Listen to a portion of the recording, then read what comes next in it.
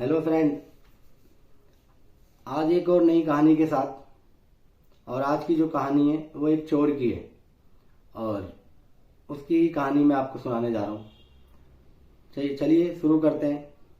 कहानी होती है एक मनोज चौबे नाम के शख्स की।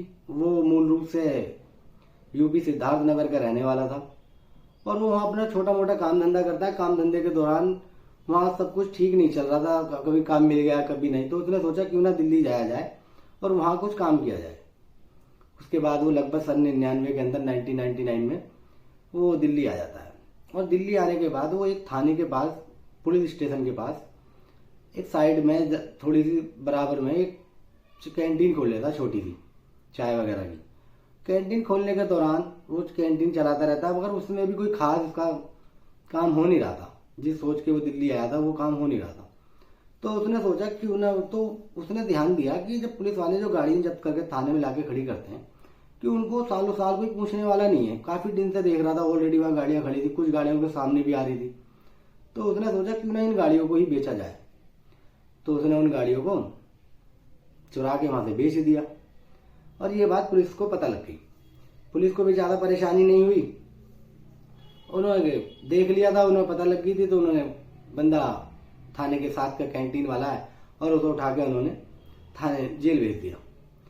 अब फिर वो वहां से कुछ टाइम के बाद जेल आता है, क्योंकि पहला पहला केस होता है उसका, तो उसे बेल आसानी से मिल जाती है।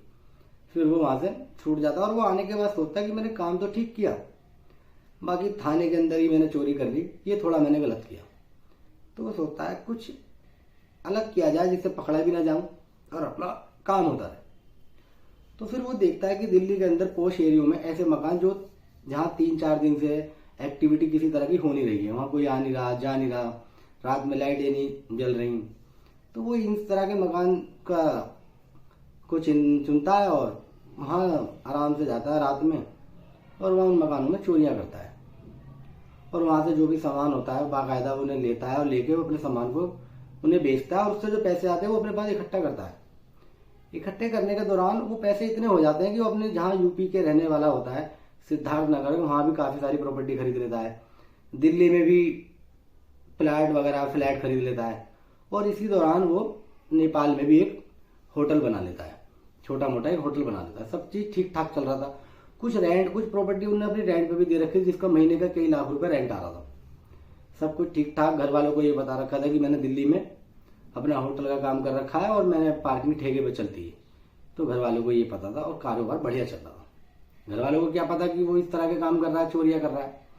घर वालों को तो वही पता जो उसने बताया था।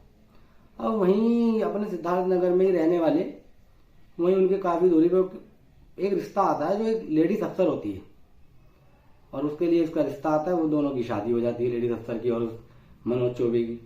मनोज चौबे उसे भी यही बताता है कि मेरा दिल्ली में बिजनेस है, पार्किंग का, होटल लाइन का। शादी हो जाती है, दोनों साथ रहते हैं। तो मनोज चौबे 6 महीने अपने मूल रूप में रहता था, मूल रूप यूपी में सिद्धार्थ नगर में, और 6 महीने दिल्ली में रहता था। और यहाँ उसकी प्रॉपर्टी यहाँ भी थी, मगर वो खुद रेंट पे रहता था।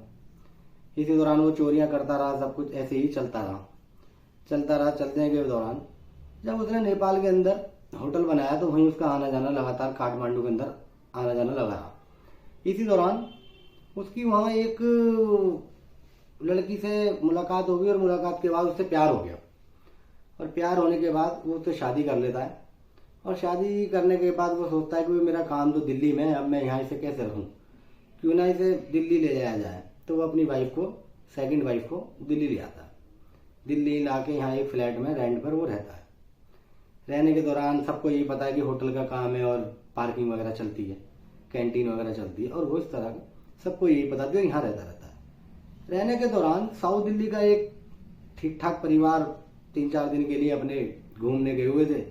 और जब वो आते हैं और आके देखते हैं कि भाई घर में तो चोरी हो गई, उनकी अफसरों से बातचीत होती है, ताल्लुकात होते हैं, तो वो वहाँ पुलिस में इन्फॉर्म करते हैं।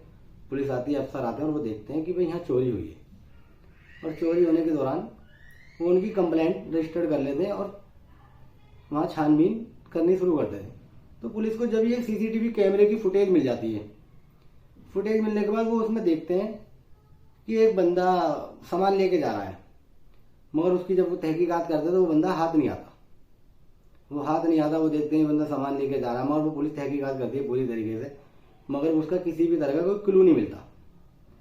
पुलिस अपना काम करती रहती है, उस केस पे भी धीरे धीरे काम करती रहती है। इसी दौरान पुलिस को एक एक्टिवा दिखाई देती है कुछ टाइम के बाद, स्कूटी दिखाई देती है एक्टिवा, और वो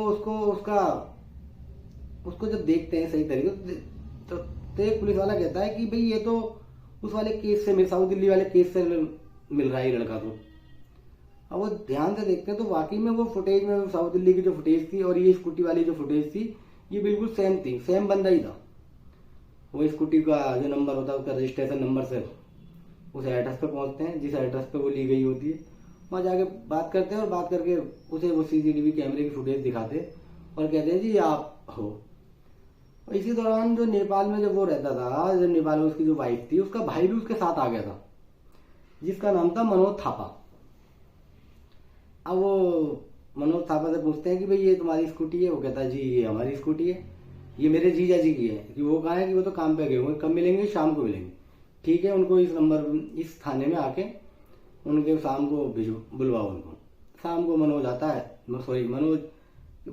मनोज चौबे आता है और आगे वो उसे बताता है कि भाई इसमें तुम्हें ऐसे थाने में बुलाया। वो थाने में जाता है बिल्कुल अपने नॉर्मल होकर बातचीत करता है। पुलिस वाले उससे बातचीत करते हैं, बातचीत करने के दौरान उससे पता करते हैं कि भाई ये स्कूटी पे जब फेस मिलाते हैं स्कूटी का और उसकी साउथ दिल्ली की एक चोरी का, तो वो बिल्कुल सेम होता है। वो उसको वहाँ बिठा लेते हैं और उससे पूछते हैं कि ये चोरी तुमने कैसे कैसे की? तो वो वहाँ बताता है कि जी मैंने तो कोई चोरी की नहीं, वो एक पहली चोरी की थी मैंने उससे। मगर पुलिस को कुछ शक होता है कि भाई ये कुछ लग रहा है बड़ा मास्टरमाइंड है।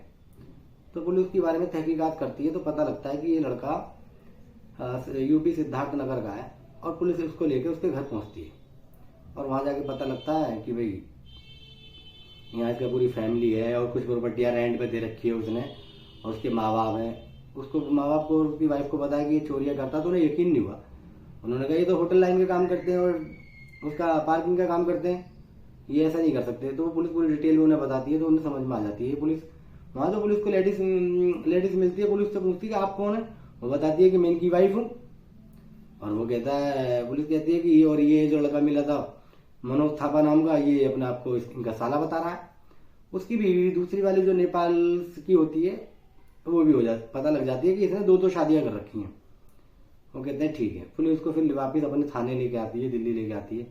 और दिल्ली लेके आने के बाद उसके बारे में पूरी तरीके से डिटेल में तहकीकात करती है। कंप्लीटली करने के दौरान पुलिस कई थानों में पता लगाने की कोशिश करती है कि भाई बंदा है कौन। जब पुलिस उसके बारे में तहकीकात करती है तो पता लगता है लगभग हर थाने में, दिल्ली के एक दर्जन से ज्यादा थाने में उसकी नाम की रिपोर्ट है। फोटो वही है, बंदा सेम है, बस सब अपने नाम के आगे हर जगह गलत गलत नाम देता था, गलत नाम बताता था और फोटो एक ही था। इस वजह से जब भी केस रजिस्टर्ड होता था तो पुलिस को ये लगता था इसका पहला केस है और कोर्ट में भी आसानी से बेल मिल जाती थी। तो इस तरह वो पुलिस को चकमा देता रहा लंबे टाइम तक। और उसके बाद पुलिस ने जब उसकी तहकीकात की, पड़ताल की पूरी तरीके से, तो पता लगता है कि अपने उन्होंने सिद्धार्थ नगर में भी बहुत सारे प्रॉपर्टियां बना रखी हैं, कुछ प्रॉपर्टियां रेंट पे भी दे रखी हैं। और जबकि सिद्धार्थ नगर में एक रेंट पे उन्होंने प्रॉपर्टी दे रखी थी जो हॉस्पिटल वाले चला रहे थे, प्राइवेट नर्सिंग होम चल रहा था। उनका मंथली जो रेंट देते थे वो नर्सिंग होम वाले, वो 2 लाख रुपए पर मंथ देते थे। और नेपाल में भी एक होटल है। तो मतलब ठीक ठाक और करोड़पति से भी अधिक चोरिया पैसे कमा रखे थे अपने चोरी की लाइन में।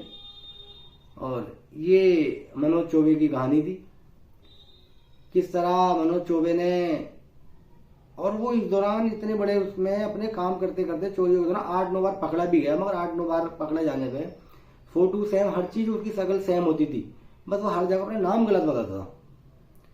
नाम गलत बताता था, आईडी वो देता नहीं था कि खो गई है ये है। तो पुलिस वाले चोरी का केस समझ के वो रजिस्टर कर लेते थे और उसको जेल भेज देते थे। तो उसकी 2-4 महीने में जमानत हो जाती थी। तो इतनी आसानी, इतनी उसे दिक्कत हुई नहीं। ये इस तरह से वो फायदा उठाता रहा और एक उन्होंने बेशुमार प्रॉपर्टी, बेशुमार पैसे इकट्ठे कर लिए और एक नेपाल में शादी की और एक दिल्ली में यूपी में अपने सिद्धार्थ नगर में एक अफसर से शादी की। अब उसे पुलिस ले जाके अपने तहकीकात करके उसको जेल भेज दिया।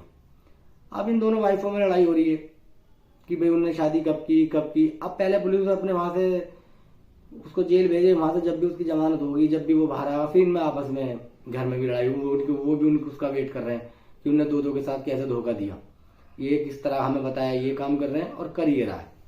तो ये थी एक चोर की कहानी, करोड़पति चोर की कहानी, जो कुछ पता नहीं, पुलिस का कहना है कि उसने हजारों चोरी कर रखी है शायद।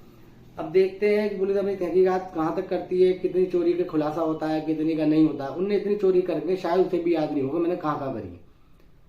तो ये थी मनोज चौबे की कहानी, एक करोड़पति पुलिस वाले चोर की कहानी। और आपको कहानी कैसी लगी हमें कमेंट बॉक्स में बताएं। इसमें कुछ मिस्टेक भी हो सकती हैं, और वो मिस्टेक अगर आपको पता हो तो हमें कमेंट बॉक्स में बताएं। और हमारी स्टोरी अच्छी लगी हो तो चैनल को सब्सक्राइब करें, बेल आइकन को प्रेस करें ताकि आपको नोटिफिकेशन मिलती रहे। तब तक के लिए शुक्रिया, बहुत बहुत शुक्रिया।